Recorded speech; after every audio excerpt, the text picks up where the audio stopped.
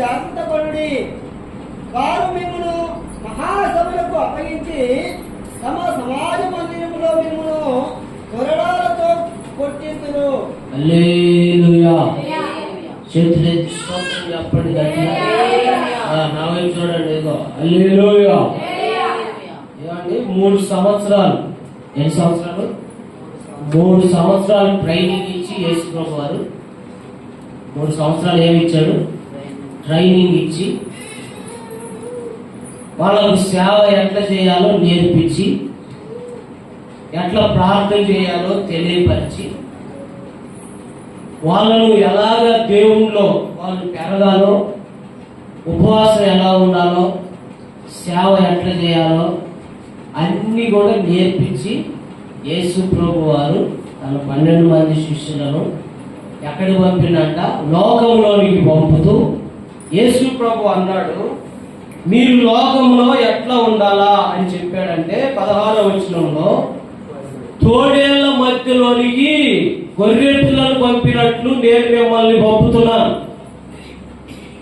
వాళ్ళ మధ్యలో మీరు ఎలా ఉండాలా అంటే ఆయన అంటున్నాడు కదా, వారి మధ్యలో మీరు పాము వలె వివేకము కలిగి, పావురము వలె నిష్కపటము కలిగి ఉండండి అని చెప్పాడు. పాము వివేకము కలిగిన జంతువు.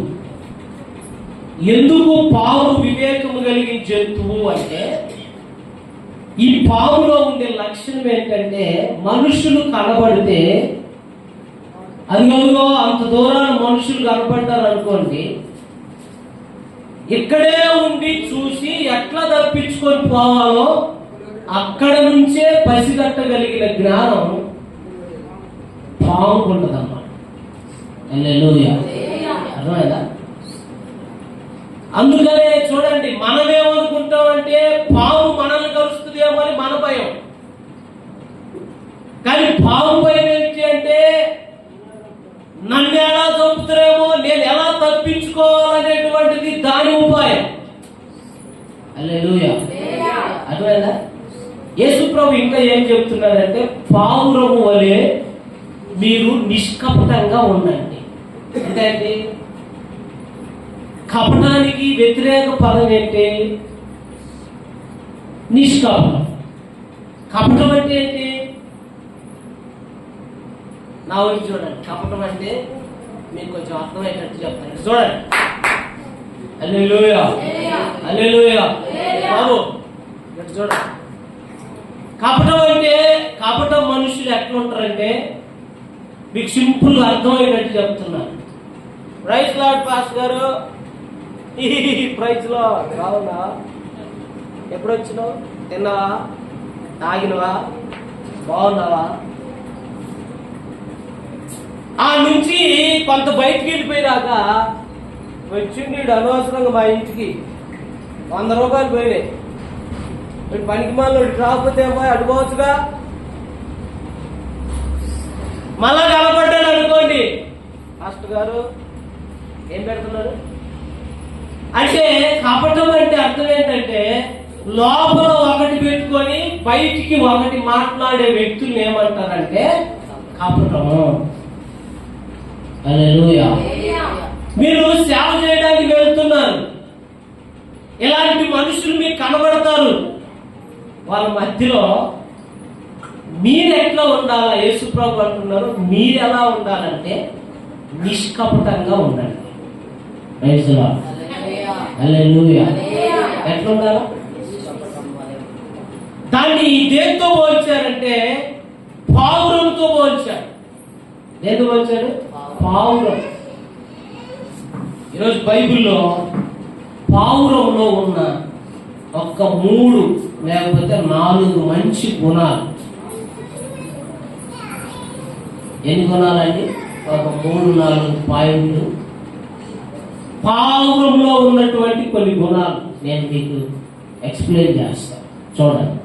ఈ పావురము అనేటువంటిది దేనికి గుర్తు అంటే, బైబిల్లో పరిశుద్ధ ఆత్మకు గుర్తుగా ఉంది. దేవునికి స్తోత్రం. హల్లెలూయా. మనలాగే యేసు ప్రభు వారు వాళ్ళ అమ్మ కడుపులో పుట్టి బయటకు వచ్చి 33 సంవత్సరాలు బ్రతికాడు ఆయన. 3 సంవత్సరాలు సేవ చేశాడు, 30 సంవత్సరాలు తల్లిదండ్రుల దగ్గర ఉన్నాడు. ఆయన ఇలాగే బాప్తిసం తీసుకోవడానికి యోర్దాను నదికి వెళ్ళిందంట. అందరూ తీసుకుంటున్నారంట, ఆయన కూడా తీసుకుందామని పోయిందంట. Praise the lord.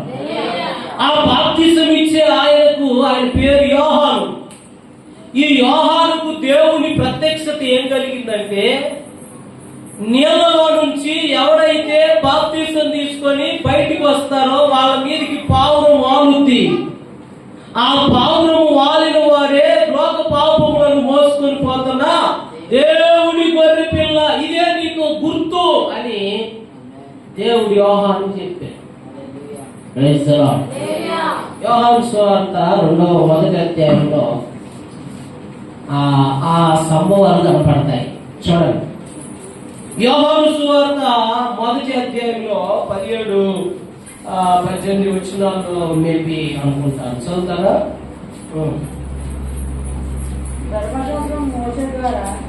ధర్మశాస్త్రము మోషే ద్వారా అనుగ్రహింపబడెను,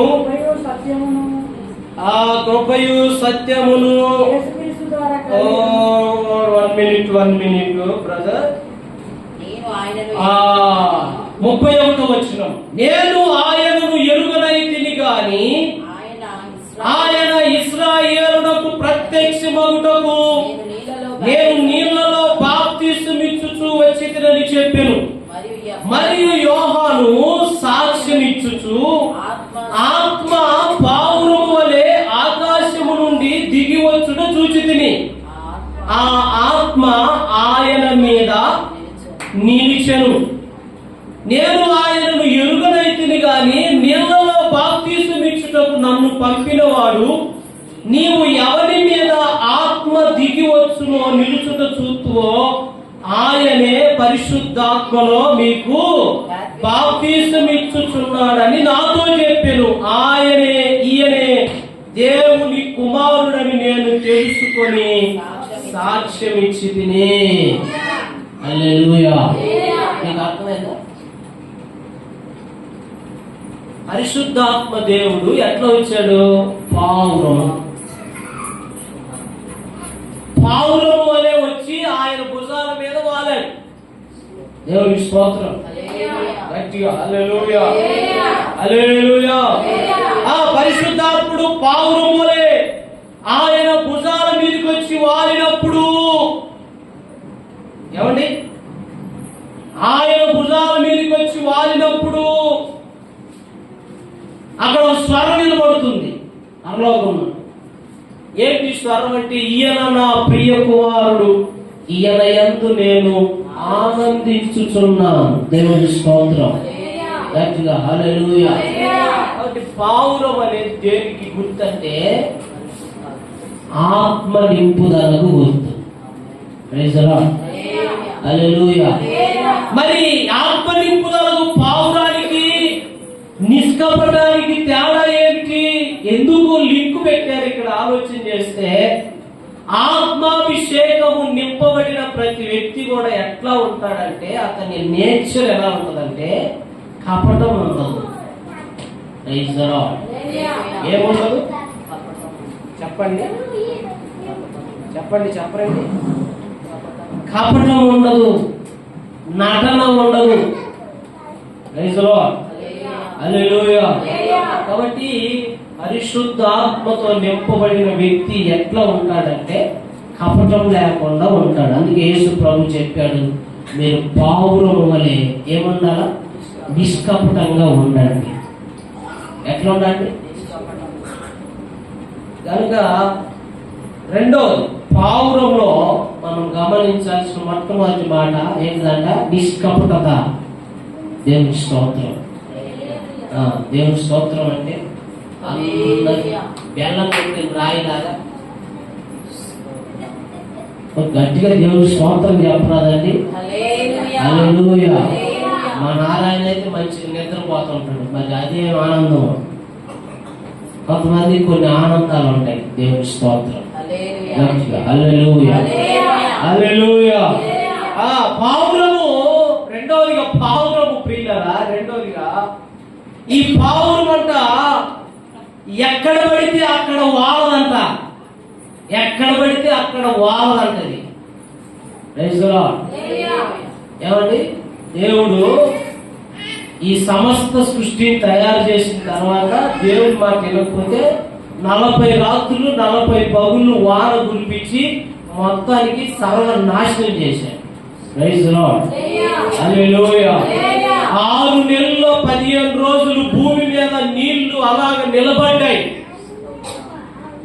ఈ రోజులో భయభక్తులు కలిగి ప్రార్థన చేసుకుంటా దేవుడు అంటే భక్తిగా జీవిస్తున్న ఒక కుటుంబం దొరికింది దేవునికి. ఆ కుటుంబం పేరే నోవాహు కుటుంబం. ఆ కుటుంబంలో నోవాహు ఓడలో ఉన్నాడు. ఓడలో జంతువులన్నీ ఉన్నాయి. నీళ్లు భూమి మీద ఉన్నాయో లేవో చూసి రమ్మని ఒక నల్ల పావురాన్ని పంపాడట. ఆదికాండం 8వ అధ్యాయం 8-9 వచనాల్లో ఉంటుంది. నల్ల పావురాన్ని పంపితే ఎక్కడ చూసినా నీళ్లు కనపడుతున్నాయి. చూసి ఆ పావురం మళ్ళా తిరిగి ఎక్కడికి వచ్చింది? వాడలోకి వచ్చేసి. హల్లెలూయా. చేతులు ఎత్తి చెప్తారా? నీళ్ళు డ్రమ్ముకోవడానికి కూర్చో. ఫోన్ కాదురా చూసేది, డ్రమ్ము కొట్టు, ప్రార్థన చేసుకో, భక్తి నేర్చుకో. Praise the lord. జీవితం బాగుపడుద్ది. ఎన్ని రోజులు చూస్తారా ఫోన్లు? ఇంటి దగ్గర ఫోనే, చర్చిలో ఫోనే, తినేటప్పుడు ఫోనే. దాని గొప్పదాగా ఏం ఫోన్ రా?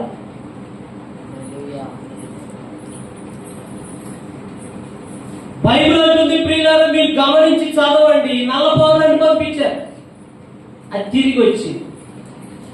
ఆ తర్వాత ఒక వారం తర్వాత అంట కాకి పంపించిందంట. ఏం పంపించాడు? కాకి. ఈ కాకి ముక్క దొరికితే దానికి కిస్మిస్ పండుగ. ఏ పండుగ? ముక్క. హల్లెలూయా. చేతులు ఎత్తి చెప్పండి. మనం కూడా పండుగ చేసామంటే ఏం చేసావు? పండుగ పప్పు అయితే ముద్ద దిగదు. ఏం కావాలా? ముక్క. మంచోడి బుద్ధి మాంసం కాడ, చెడోడి బుద్ధి చేపల కాడ కదా. అసలు వాస్తవానికి ఏమండి, బైబిల్ గ్రంథంలో కనుక గమనిస్తే ఈ కాకి అంట పోయి ఏం చేసింది? ఓడలోన నల్ల కాకి చూడనంపే లోకానికి, చూడ చూడ లోకం రుచి ఓడ మరిసిపోయే కాకి. ఓడలో నల్ల కాకి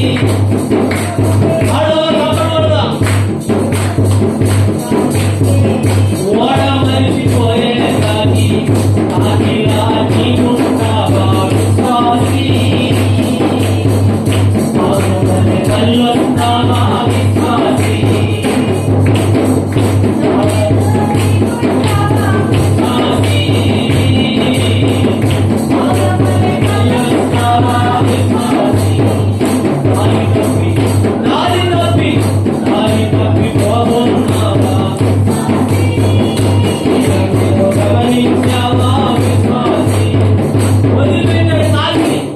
పోయి చూసిరా మళ్ళీ కాకిని పంపిస్తే యాడిపోద్ది కాకి బుద్ధి?